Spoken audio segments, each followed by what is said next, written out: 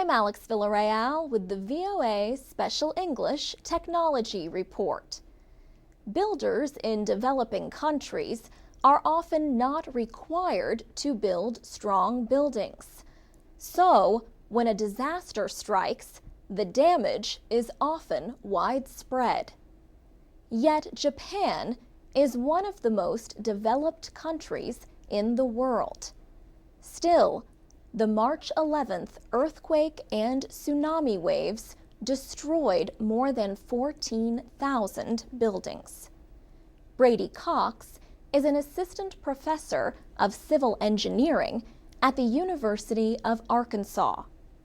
He is also an earthquake expert with an organization called Geotechnical Extreme Events Reconnaissance, or GEAR.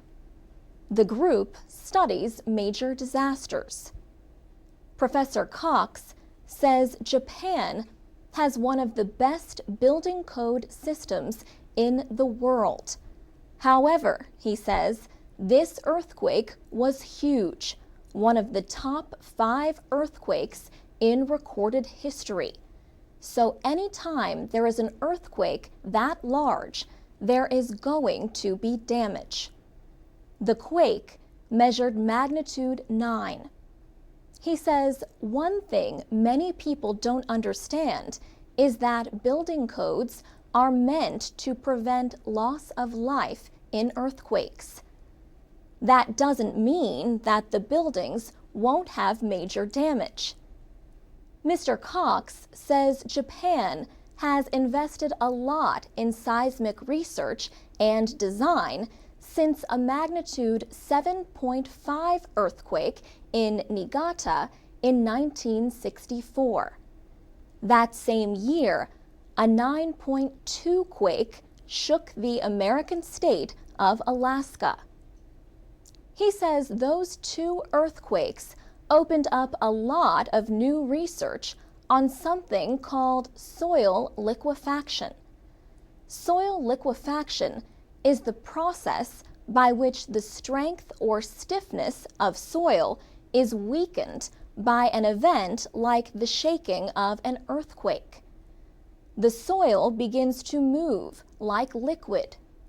Professor Cox says the first step to designing an earthquake-resistant building is to study the soil. Then, the structural engineers take that information and decide the details of the construction, such as, is this going to be a steel structure?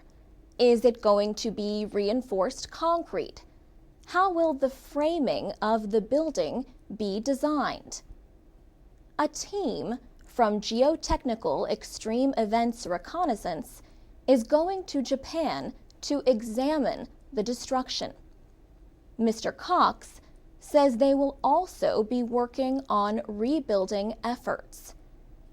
They want to make sure that schools, hospitals, police and fire stations, and government buildings are rebuilt well.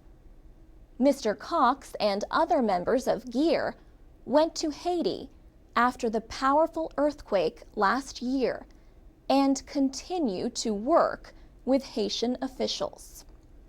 For VOA Special English, I'm Alex Villarreal.